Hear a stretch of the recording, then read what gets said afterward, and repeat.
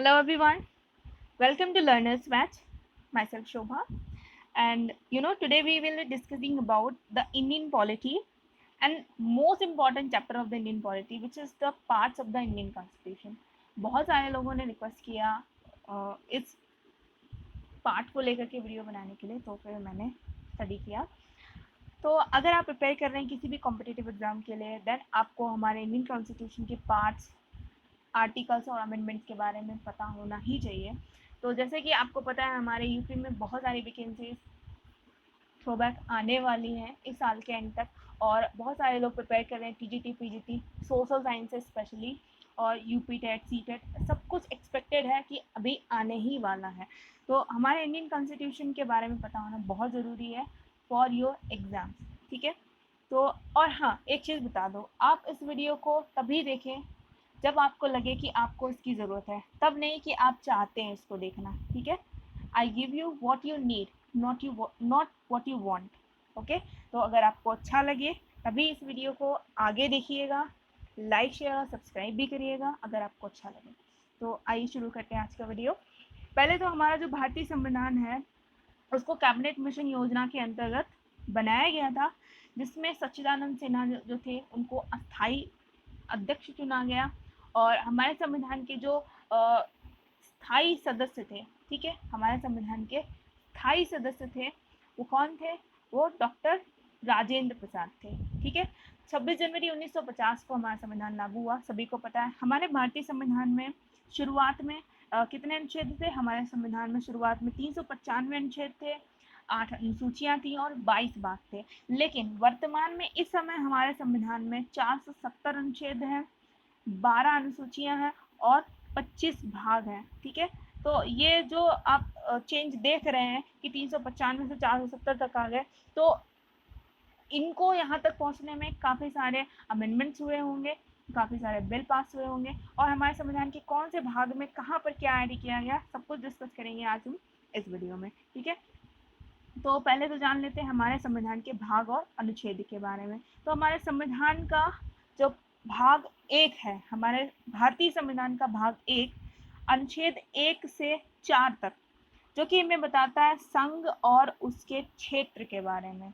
जैसे कि हमारे संविधान का जो भाग 1 है उसमें बताया ये गया है कि जो भारत है वो एक राज्यों का संघ है, ठीक है। हमारा जो संविधान है वो, संविधान का अनुच्छेद 1 है, वो हमारे संविधान में एक्सप्लेन करता है कि जो हमारे भारत में जितने राज्य हैं उनको बढ़ाना है, उनकी सीमा तय करनी है, उनका विभाजन, उनकी स्थापना, सब कुछ डिस्क्राइब करता है हमारा भाग 1। जो भाग 2 है अनुच्छेद 5 से 11, जिसमें कि डिस्क्राइब किया गया है नागरिकता के बारे में। तो आपको बता दें हमारे संविधान में सिंगल सिटीजनशिप का जो पर्सपेक्टिव है वो लिया गया है।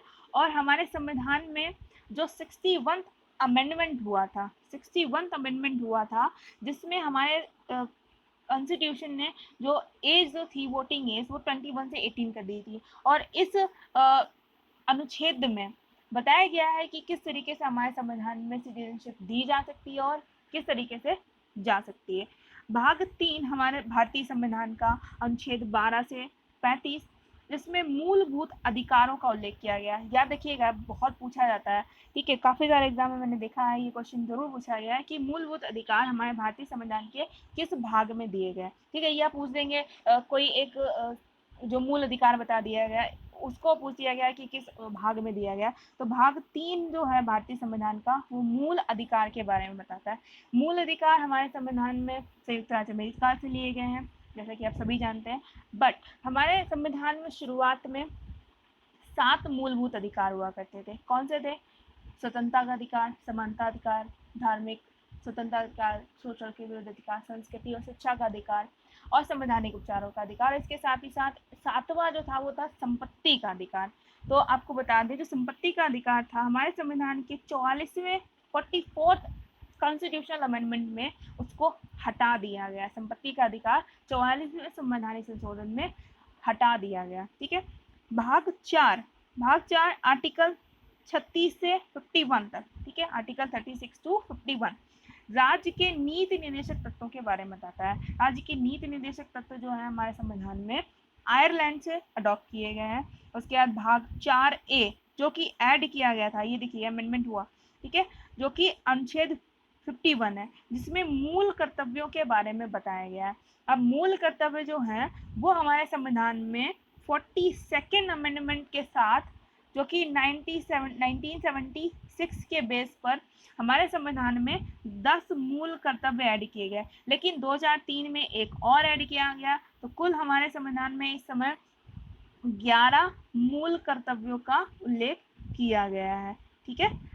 अगला है हमारे संविधान का भाग 5 आर्टिकल 52 टू 251 जो कि हमें बताता है संघ के बारे में, ठीक है। आर्टिकल 52 टू 251 बताता है संघ के बारे में, जिसमें कि हम पढ़ते हैं जो हमारे जितने भी पॉलिटिकल इंस्टीट्यूशंस हैं उन सभी के बारे में पढ़ते हैं। जैसे कि हमारे संविधान में राष्ट्रपति और प्रधानमंत्री, उपराष्ट्रपति, मुख्यमंत्री, उनका जो कार्यकाल है, उनका जो चयन प्रक्रिया है, उनकी शक्तियाँ, सब कुछ, कार्यपालिका, न्यायपालिका, विधायिका, सब कुछ उसमें एक्सप्लेन किया गया, ठीक है। भाग 6 आर्टिकल 152 टू 231, ठीक है, ये जो 151 था, ठीक है, 152 टू 237, जिसमें हमारे राज्यों के बारे में बताया गया। भाग 7 आर्टिकल 238 टू, जिसमें हमें बताया गया है 7th कॉन्स्टिट्यूशनल अमेंडमेंट एक्ट के बारे में। भाग 8 हमारे भारतीय संविधान का अनुच्छेद 239 टू 242 हमें बताता है संघ राज्य क्षेत्र के बारे में। भाग 9 जिसमें आर्टिकल 234 टू 243O जो हमें बताता है पंचायत के बारे में, ठीक है। आर्टिकल 243P 243Z जो कि हमारे संविधान के भाग 9A। अब ये देखिए हमारे संविधान में नया भाग जुड़ा, ठीक है, 9A जो है, जिसमें नगर पालिकाओं के बारे में बताया गया। अब आपको पता है हमारे संविधान का जो अमेंडमेंट 73rd था, 73rd और 74 था, जिसमें हमारे संविधान में स्थानीय सुशासन और पंचायती राज व्यवस्था को एक संवैधानिक दर्जा दिया गया, ठीक है। इसके साथ ही साथ हमारे संविधान का जो भाग 10 है, हमारे संविधान का भाग 10 आर्टिकल 244 टू 244A जो कि हमें बताता है अनुसूचित जाति एवं जनजाति के बारे में, ठीक है। आर्टिकल 245 टू 263 हमारे संविधान का भाग 11, हमारे संविधान का भाग 11 जो कि हमें बताता है संघ और राज्यों के बीच संबंध को लेकर, ठीक है। इसके साथ हमारे संविधान का भाग 12 आर्टिकल 264 टू 301 जो कि हमें बताता है वित्त, संपत्ति, संविदाएं और वाद के बारे में। आर्टिकल 301 टू 307 हमारे संविधान का भाग 13 जो कि हमें बताता है भारत के राज्य क्षेत्र के बीच व्यापार एवं समागम के बारे में। भारतीय संविधान का भाग 14 आर्टिकल 308 टू 323 जो कि संघ और राज्य के अधीन सेवाओं के बारे में बताता है। अब जैसे कि हम आपको पता है जो हमारे देश में जितनी भी गवर्नमेंट पोस्ट हैं, ठीक है, गवर्नमेंट जितनी भी रिक्रूटमेंट देती है उसमें किसी भी टाइप का स्टेरियोटाइप नहीं होगा, जिसमें कि सभी हमारे देश के सभी नागरिक फ्रीली उसमें अपना रजिस्ट्रेशन कर सकते हैं, ठीक है, जो कि हमें बताया गया है हमारे संविधान के भाग 14 में आर्टिकल 308 टू 323 में। अगला है हमारे संविधान का भाग 14 14A जो कि आर्टिकल 323A टू 323B है, जिसमें अधिकरण के बारे में बताया गया। आर्टिकल 15 324 टू 329A जिसमें निर्वाचन के बारे में बताया गया। जैसे कि हमारे संविधान में जो हमारे इंडिया में जो इलेक्शन कमीशन है वो सेपरेट है, ठीक है, किसी तरीके का उस पर कोई भी प्रेशर नहीं है, कोई कंट्रोल नहीं है, फ्री ऑर्गन है, ठीक है। हमारे संविधान का भारतीय संविधान का भाग 16 जो कि 330 आर्टिकल 2 342 जिसमें कुछ वर्गों के लिए विशेष उपबंध के बारे में बताया गया। भाग 17 जो कि आर्टिकल 343 टू 351 इसमें राजभाषा के बारे में बताया गया। अब जैसे आपको पता होगा, अगर आपने हिंदी स्टडी किया होगा ठीक से तो आपको पता होगा हमारे संविधान का जो 92nd अमेंडमेंट था 2003 में 92nd अमेंडमेंट था, तो उसमें हमारे देश में 22 प्रादेशिक भाषाओं को दर्जा दिया गया था। ठीक है, उसके बाद जो हमारे संविधान का भारतीय संविधान का भाग 18 है, आर्टिकल 352 टू 307, इसमें आपात उपबंध के बारे में बताया गया। ठीक है, हमारे संविधान का भाग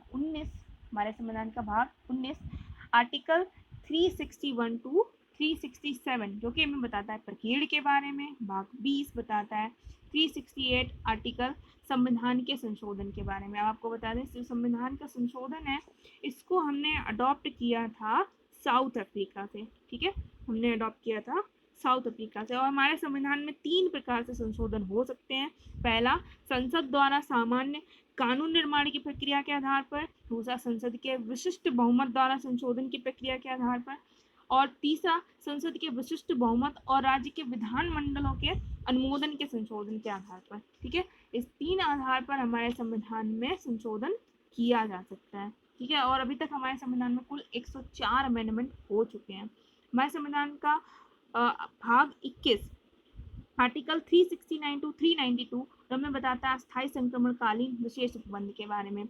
आर्टिकल 22 जो कि हमें बताता है भारतीय संविधान का भाग 22 जो कि आर्टिकल 393 टू 395 है, जो कि हमें बताता है संक्षिप्त नाम प्रारंभ हिंदी में और प्राधिकृत पाठ के बारे में बताता है। तो कुल मिला के हमारे संविधान में अभी इस समय 470 अनुच्छेद, 12 अनुसूचियाँ और 25 भाग हैं। कुल 104 संवैधानिक संशोधन हो चुके हैं। बस अगर आपको भारतीय संविधान के भाग के बारे में, अनुच्छेद के बारे में समझ में आया हो, देन आप इस वीडियो को लाइक, शेयर और सब्सक्राइब कर सकते हैं। और हमारे भारतीय संविधान के हर पार्ट के बारे में, ठीक है, हर पार्ट के बारे में, हर चैप्टर के बारे में हम 1 बाय 1 डिस्कस करेंगे। आपके अपकमिंग एग्जाम की जो भी डेट्स है उससे पहले सब हम डिस्कस कर लेंगे, सारा रिवीजन भी कर लेंगे। तो अगर आप चाहते हैं कि भारतीय संविधान के बारे में हम डिटेल में डिस्कस करें तो लाइक, शेयर एंड सब्सक्राइब करें learners batch and stay connected. Thank you.